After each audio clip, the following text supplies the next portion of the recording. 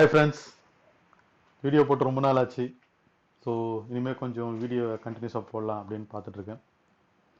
I try. இன்னைக்கு நம்ம பார்க்க போகிற வீடியோ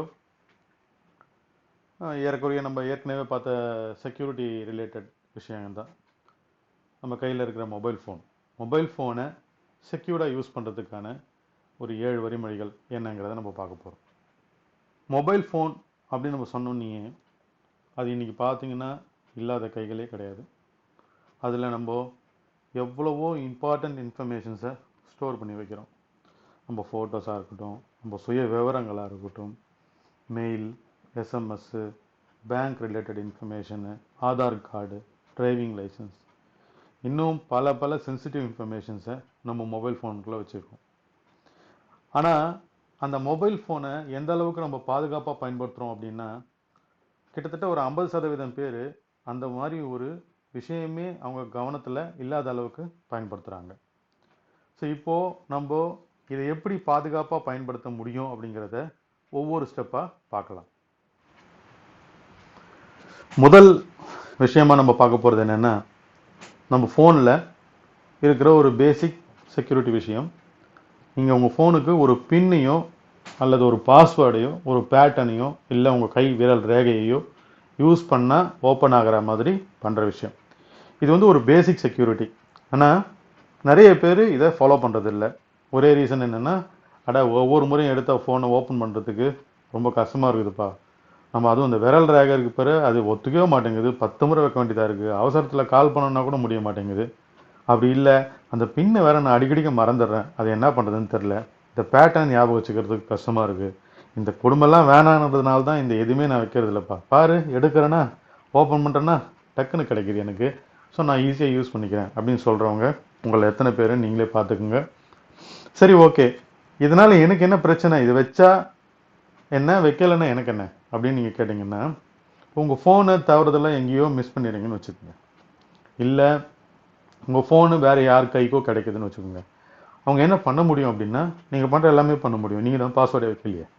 ஸோ அவங்க ஓப்பன் பண்ணுவாங்க, உங்கள் ஃபோட்டோஸ் எல்லாத்தையும் போய் பார்க்கலாங்க, உங்களுக்குள்ளே இருக்கிற பர்சனல் இன்ஃபர்மேஷன் என்னென்ன வச்சுருக்கீங்களோ அதெல்லாம் பார்க்குறாங்க.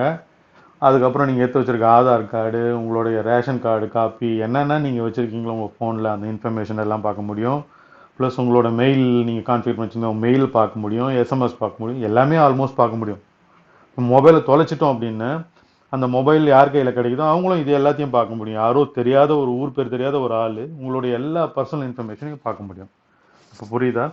ஸோ உங்கள் ஃபோனுக்கு ஒரு பாஸ்வேர்டையோ பின்னையோ தம்பு இம்ப்ரெஷனையோ இது வரைக்கும் செட் பண்ணாமல் இருந்தீங்கன்னா முதல்ல செட் பண்ணிக்கோங்க. ரெண்டாவது நம்ம பார்க்க போகிறது ஒரு முக்கியமான பாயிண்ட்டு. இந்த பாயிண்டில் மொபைல் அப்ளிகேஷன் செக்யூரிட்டி அப்படின்னு ஒரு விஷயத்தை பற்றி பார்க்க போகிறோம். ஒன்றும் பயந்துக்க வேண்டாம், ரொம்ப சிம்பிளான சமாச்சாரம் தான். டே டு டே லைஃப்பில் நம்ம யூஸ் பண்ணுற ஒரு விஷயந்தான். மொபைல் அப்ளிகேஷனை என்ன உங்களுக்கு நல்லா தெரியும். இப்போது ஒவ்வொருத்தருடைய மொபைல்லையும் எத்தனை அப்ளிகேஷன் இருக்குது அப்படின்னு உங்களை கேட்டேன்னா எவ்வளோ சொல்லுவீங்க? தோராயமாக சொல்லுங்கள், எண்ணி சொல்ல வேண்டாம். ஒரு 50, 60, 70 அப்படி சொல்லுவீங்க. ஆனால் சொன்ன எல்லாரும் ஒரு நிமிஷம் போய் உங்கள் மொபைலில் எத்தனை அப்ளிகேஷன் இருக்குன்னு எண்ணி பாருங்களேன். கண்டிப்பாக நீங்கள் சொன்ன நம்பரை விட அதிகமாக தான் இருக்குமே தவிர கம்மியாக இருக்கிறதுக்கு வாய்ப்பே இல்லை. ரெண்டாவது விஷயம், இந்த மொபைல் ஃபோன் அப்ளிகேஷன்ஸ் நீங்கள் இன்ஸ்டால் பண்ணி வச்சுருக்கிறதுல சிலதை டெய்லி யூஸ் பண்ணுவீங்க, சிலதை வாரத்துக்கு ஒரு முறை யூஸ் பண்ணுவீங்க, சிலதை மாதத்துக்கு ஒரு முறை யூஸ் பண்ணுவீங்க, சிலதை வருஷத்துக்கு ஒரு முறை யூஸ் பண்ணுவீங்க, சிலதை யூஸே பண்ண மாட்டீங்க. ஆனாலும் இந்த அப்ளிகேஷன் ரொம்ப இம்பார்ட்டண்ட்டு, நமக்கு இருக்கிறது நல்லதுன்ற மாதிரி மனசுக்குள்ளே ஏதோ ஒன்று சொல்லும், நீங்கள் அதை வச்சுக்கிட்டே இருப்பீங்க.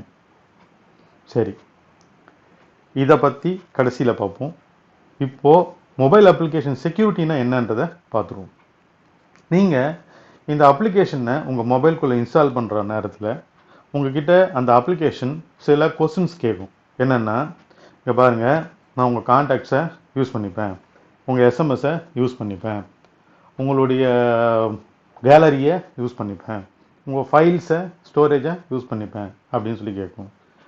நமக்கு என்ன முக்கியம்? அப்ளிகேஷன் இன்ஸ்டால் ஆகிறது தான் முக்கியம். அதனால் இது என்ன கொஸ்டின் கேட்குதுங்கிறத முக்கால்வாசி நேரம் நம்ம படிக்கிறதே கிடையாது. எது கேட்டாலும் yes yes yes yes yes எஸ்ன்னு அழுத்திட்டு இன்ஸ்டால் பண்ணி டிக்டாக்கோ எதையோ ஒன்று போட்டு இன்ஸ்டால் பண்ணி அந்த நேரத்துக்கு அந்த அப்ளிகேஷனை யூஸ் பண்ணுறதுல தான் ரொம்ப குறியாக இருப்போம். நல்ல விஷயம் தெரிஞ்சவங்க இந்த மாதிரி டெக்னாலஜி ஃபீல்டில் இருக்கவங்களே இந்த தப்புகளை நிறைய பண்ணுறாங்க. இப்போது இந்த மாதிரி நீங்கள் கொடுக்குற பர்மிஷனால் என்ன பண்ண முடியும் அப்படிங்கிறத நல்லா புரிஞ்சுக்குங்க. இப்போ ஃபார் எக்ஸாம்பிள் நீங்கள் ஒரு வாட்ஸ்அப் யூஸ் பண்ணுறீங்க. இந்த வாட்ஸ்அப்புக்கு இந்த ஸ்டிக்கர்ஸ் இப்போ நிறைய பேர் யூஸ் பண்ணுறீங்க. இந்த ஸ்டிக்கருக்குன்னு நிறைய அப்ளிகேஷன் குட்டி குட்டியாக வருது. இந்த மாதிரியான சில குட்டி குட்டி அப்ளிகேஷன்ஸில் தான் நிறைய மால்வேர்ஸு, உங்களுடைய பர்சனல் இன்ஃபர்மேஷன், ப்ரைவேசியை பாதிக்கிற மாதிரி விஷயங்கள் எல்லாமே ஊடுருவ நுழையுது. இப்போது இந்த மாதிரி ஒரு ஸ்டிக்கர் அப்ளிகேஷனை நீங்கள் இன்ஸ்டால் பண்ணுறீங்கன்னு வச்சுக்கோங்க. அது வந்து உங்ககிட்ட என்ன கேட்குது, உங்கள் கான்டாக்ட்ஸை நான் யூஸ் பண்ணணும், உன் எஸ்எம்எஸை நான் யூஸ் பண்ணணும், உன் லொக்கேஷனை நான் யூஸ் பண்ணணும் அப்படின்னு ஒரு 3 பர்மிஷன் கேட்குதுன்னு வச்சுக்கோங்க. நீங்கள் என்ன பண்ணுவீங்க, ஸ்டிக்கர் அப்ளிகேஷன் ஏன் கான்டாக்டை யூஸ் பண்ணணும்னு கேட்குதுன்றதெல்லாம் யோசிக்க மாட்டீங்க. உங்களுக்கு அப்போது 2 ஸ்டிக்கர் போடணும். அதுக்காக நீங்கள் என்ன பண்ணுவீங்க, கான்டாக்ட்ஸை எஸ் சொல்லிவிடுவீங்க, எஸ்எம்எஸை எஸ்ன்னு சொல்லிவிடுவீங்க, லொக்கேஷனை எஸ்ன்னு சொல்லிடுவீங்க. ஓகே, ஸ்டிக்கர் இன்ஸ்டால் ஆகிடுச்சு, you are enjoying the application. பேக்ரவுண்டில் இந்த ஸ்டிக்கர் கம்பெனி என்ன பண்ண முடியும் அப்படின்னா, உங்கள் டேட்டாவை விற்க முடியும். அவனுக்கு என்ன டேட்டா மேக்ஸிமம் கிடச்சிரும், என் கான்டாக்ட்ஸ் கிடச்சிருமா? ஆமாம், உங்கள் கான்டாக்ட்ஸ் ஃபுல்லாக அவனுக்கு கிடச்சிச்சு. இப்போ நீங்கள் தான் கான்டாக்ட்ஸ் எடுத்துக்க சொல்லிட்டீங்களே. 2வது, உங்களுக்கு வர எல்லா எஸ்எம்எஸையும் அவனால் படிக்க முடியும். 3வது, நீங்கள் எந்தெந்த இடத்துக்கு போகிறீங்கிற உங்கள் லொக்கேஷன் இன்ஃபர்மேஷனும் அவன் கையில் இருக்குது. இதை வச்சு அவன் எப்படி டேட்டா வைப்பான்? ஒரு சிம்பிள் எக்ஸாம்பிள் சொல்கிறேன் பாருங்கள். நீங்கள் ஒரு கடைக்கு போகிறீங்க.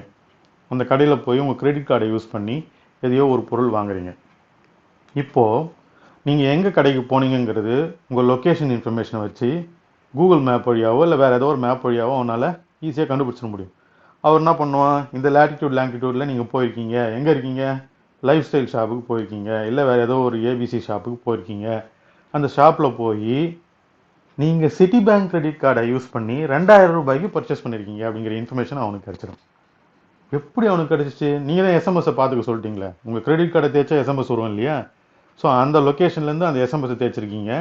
அந்த இன்ஃபர்மேஷனை வச்சு இப்போ அவனுக்கு என்ன இன்ஃபர்மேஷன் கிடச்சிச்சு, நீங்கள் இந்த மாதிரி ஒரு துணி கடைக்கு போயிருக்கீங்க, அந்த கடையில் 2000 ரூபாய்க்கு ஏதோ ஒரு துணியை வாங்கியிருக்கீங்க அப்படிங்கிற இன்ஃபர்மேஷன் கிடச்சிச்சு.